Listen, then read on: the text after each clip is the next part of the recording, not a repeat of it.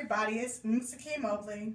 Umsaki is actually my middle name. My first name is Ayan. I'm in the Army, and I have to use my middle name as my Facebook profile name so that my soldiers won't try to find me and send me a friend request. So, I know that's a little confusing. But anyhow, my name is Ayan.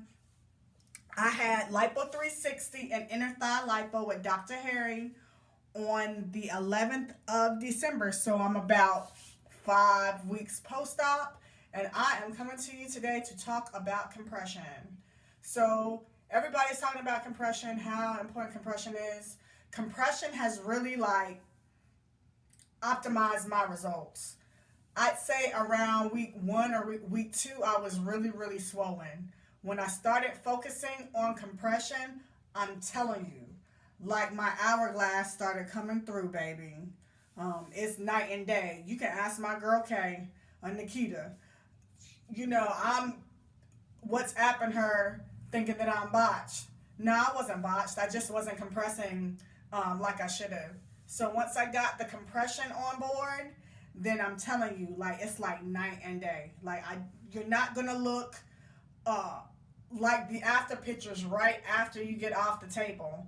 You're gonna look bad before you look good. So that's one thing that I want to focus, and that's one thing that I would tell you dolls out there that are just getting surgery or getting ready to get surgery. The recovery is a process, and it's not a sprint, it's a marathon. So there's ups and downs. You're gonna start looking bad before you start looking good, but I promise you, you will look good in the end.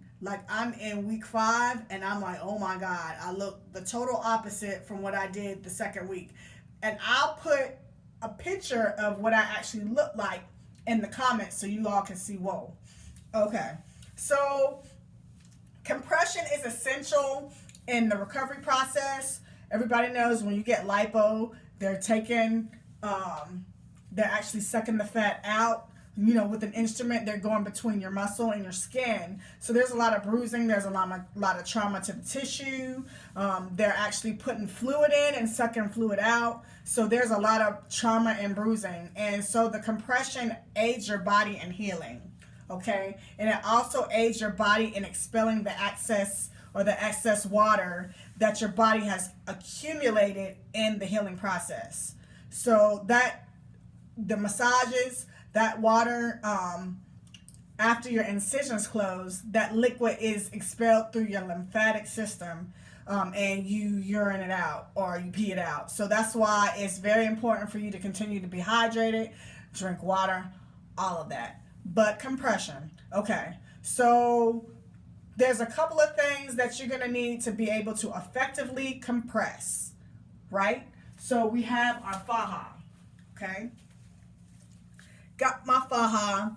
This is an old stage 1 that I had because, as you know, when you go get surgery, they put the faja on you and you're bloody. So I kind of wanted the opportunity to be able to switch out of the faja that they gave me while my other one was being cleaned. Because for any of you vets out there, when you take off your faja after surgery on that second day, your body feels like it's about to fall apart. So I got this maybe 2 weeks before my procedure. So I just packed it along with me.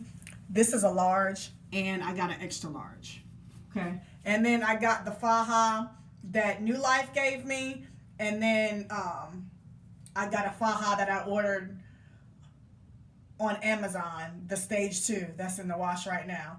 I did order a stage 2 from Contour Faja, but DHL lost it. So I'm in the process of claiming or doing a claim with that. Okay. So you need your faja. Everybody knows that though. So just to note, you're supposed to wear this faja 24/7 for the first 6 weeks. Okay. Dr. Harry even said that himself. First 6 weeks, you need to stay compressed wearing your faja. Of course, take it off when you're showering. And I've been doing some walking. I haven't really been working out yet. But I wear my faja when I do that because it's added support. Because I still have spots where I swell. All right. Like I told you before, I don't know if I mentioned, I had a couple of burns. And from my research, it's kind of common. So they were small. So I used vitamin E that I got from, I think I got it from the vitamin store. Vitamin E, I put the vitamin E on there. I put some non-stick sterile pads, stick it on there. And then to make sure that it was secure, I take the ace bandage and I wrapped it around. Okay. And I did it under my tank top. Wrapped it around to keep everything in place. And then it did offer me some extra compression in that area because a lot of the swelling that I got was to the left and the right of my navel. Right here. It still does swell a little bit. It's primarily at night, and my massage therapist says that you get the swelling at night because of absence of activity. When you're walking around, all the juices are flowing, like all your fluids are going through your body. But when you're stationary, those fluids have a chance to pool. So that's how you get all the swelling at night, and plus you're laying down. So primarily at night, a lot of my swelling is in the midsection around my navel. I don't get it as much in my back, but just around my navel. So, like, I had ace bandage. I got this belly binder when I had my round one tummy tuck. They did not lipo the sides, which made it necessary for me to do a round two. So, in the States, I went to an Army doctor, and the Army does not have the equipment to do lipo. So it's kind of like he gave me a tummy tuck and gave me this. And I kind of like use this for extra compression, especially when I'm like in the middle of trying to get my fajas taken in. If I have to use the bigger one, I use this to add an extra layer of compression so that I'm not losing the amount of compression or losing time because my fajas are being taken in. So binder, and you can get one of these on Amazon too, but I got mine from my doctor and I just saved it. So this is an M&D backboard. See this? It has the little notch right here because when you put it in your faja, that goes on the crack. So lower back goes on the crack inside of your faja right here, backboard. And it has prevented me from getting the creases in the back. These are the two sideboards that I got from New Life. A lot of people complain about them, but I mean, I paid for them, so I'm going to use them. And primarily, I use these on the sides, and it helped me avoid the side creases. I got faja creases in my side, and my massage therapist even told me, hey, you need to start wearing your sideboards. So here are the sideboards. And this is the M&D, the butterfly ab board. Okay, so this goes in the front, and I put these flaps over or under the sideboards. Like it's almost like a puzzle, like I make it fit. So these primarily go right here, inside the faja. Then you got the poise pads right here. I usually have about 4 of them. I line them up. It gives me extra compression and comfort because these things are soft. So I use these, the poise pads. And after surgery, you can even put them in your disposable underwear if you have an accident. Hey, you bought them, why not use them? And the most important thing, so our skin is the biggest organ on our body, and it's very sensitive. Like I know people say the faja burn thing is a myth, but primarily you don't want the faja rubbing up against your skin like that. So for me, I get like a tank top, primarily a black one or white one or gray one, and I put that on before I put my faja on to give my skin some protection so that the material is not rubbing up against my skin. And sometimes I'll even wear like spandex because I got inner thigh lipo too, and sometimes you'll get that rubbing. So depending on what I'm doing or how much time I have, or if I'm going to work, because I'm back at work now, I wear, an Army uniform on a daily basis. So I don't want that material like rubbing. So I'll get some spandex, put some spandex on, and just put that, have that extra layer of protection. I know I'm saying a little bit. I'm trying not to stop. Like, I'm not used to doing these videos, so this is kind of like therapy for me, I guess. So we already went over the poise pads, the ace bandage for extra compression. I went over the M&D butterfly board, the 2 side boards from New Life that you paid for, the back board from M&D, and then the belly binder. Okay, so those are the components that we're gonna use as I compress myself today.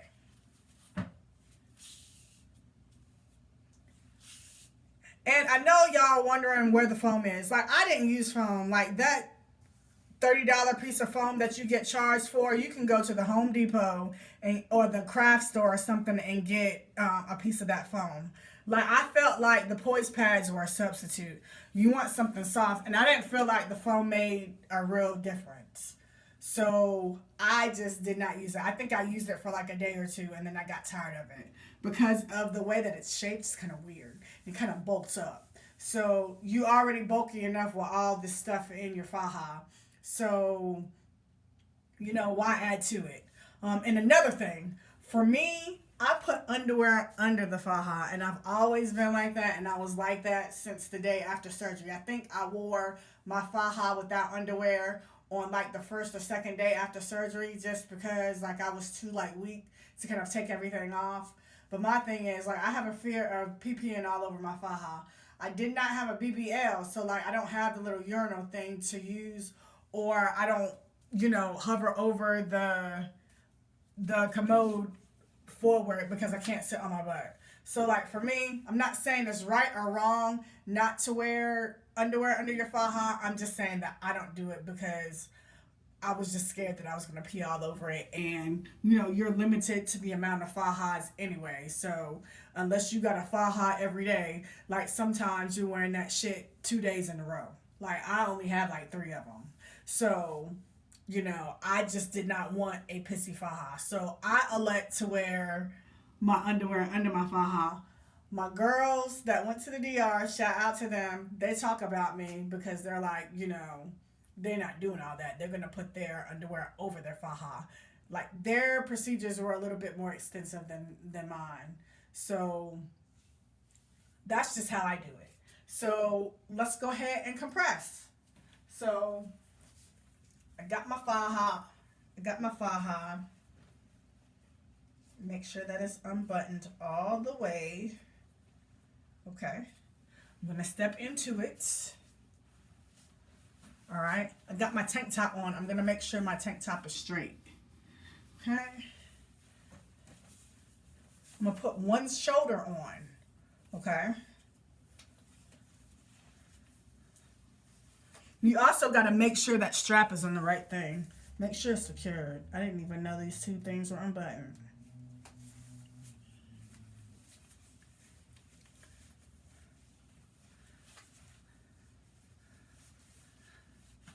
Alright, so I left one out just so that I could use my backboard. So remember, this part is going to go in the crack of your booty. I'm going to take it, I'm going to put it down there, right here. See? Put it down there, that crease is right there. You're going to make sure that your butt is in the butt part of the faja and pull it up a little bit, okay? And then I'm going to put the other strap on. Like so. Got it? Make sure that my tank top is pulled down because I don't want material to cause any creases. Okay? Next, put my side boards in. Make sure the little tag is facing inward. It's supposed to hug your body. And my girl Nikita gave a good tip. She uses the poise pads to add further compression to give her a more of an hourglass shape. So that was a good tip for Nikita. Okay, I'm shouting you out because I know that was your idea. And that's actually a good idea. I mean, you buy a whole pack of poise pads and you're reusing them. So, Might as well use them for something. But that's a good idea. And because of the way they feel too. So I got one sideboard on. I'm going to put the other sideboard on. Okay. I'm going to make sure that they're pulled down and they're like in the right position. Kind of like right here. And that they're hugging my side. Right? Because that's the point. To give you the hourglass shape and to help you compress. I got my poise pads. I'm going to start. I don't know if you can see it. See right here. I'm going to put them down here for comfort. And in the beginning of your recovery, it's really going to hurt. Like you're going to have the swelling down in your pubic area. It's not going to look cute, but that's normal. I asked Dr. Harry about that too because I was scared as hell. I was like, why is that swollen down there? That's not supposed to be swollen. But because you have a lot of fluid going around, that area swells up. So it goes away in a couple of days. So I'm going to line up about 4 poise pads. Right? See, I got them lined up. And as I'm holding it, I'm going to grab the M and D board. And the round part is going to be facing down. Looks like a butterfly, see? The tall part is at the top. I'm going to put it on top. I'm going to tuck the sides in. And they're going to overlap my sideboards. Okay? Alright? And then I'm going to start. I'm not really trying to kill myself, so I'm going to put it on the second hook. Compression should not kill you, okay? A lot of dolls are getting sick and getting necrosis because their faja is just way too tight. It doesn't fit, or they're like trying to make themselves fit into a faja that does not fit. Like, your husband should not have to like help you get into this faja. You're doing too much. Like, at some point it becomes dangerous. So if it's a situation to where like you got 3 people helping you put a faja on because it's not fitting, then you need to up a size. Like, this is a large. So, I have some extra compression going on here. And I'm using the middle hook.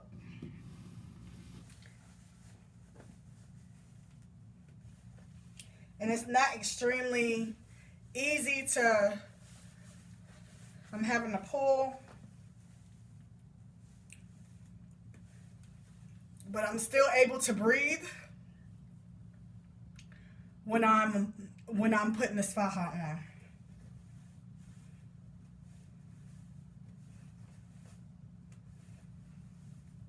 See? I'm buttoning it all the way to the top, and it's in the middle clasp. And I am officially compressed. Now, I don't know if anybody else had this issue, but when you're looking at somebody that is fully compressed in their faja, like, your silhouette looks big. To me, this is okay for when you are like at home in the first couple of weeks. I necessarily, unless I'm just going to the store and I have a hoodie on, I'm not going to necessarily walk around this compressed just because of the way it looks. I'll do this at night when I know that I'm going to be swollen. But primarily, if I'm just going, because I go back to work now, if I'm going to work, I'll probably wear the sideboards and the backboard. I won't focus too much on the ab boards or putting the poise pads in the front just because it looks bunched up. But, at night, you best believe, especially when I know that I'm like really swollen, I'm going to compress as much as I can. So that is my spill on compression. Another thing that really helped me was this arnica tea. And no, I'm not getting paid from these people. But this really helped me with the swelling. It really helped me with being mobile. It kind of helped with the pain a little bit. And it's natural. So I would steep a tea bag for 2 to 3 minutes. When you steep this tea bag, it's like really light in color. So it's not tea as you know it. Like it barely looks like anything that's in there. So like don't put the tea bag in there, have it sit for 5 minutes and think that you haven't steeped it enough. It's just, the tea is just real light in color.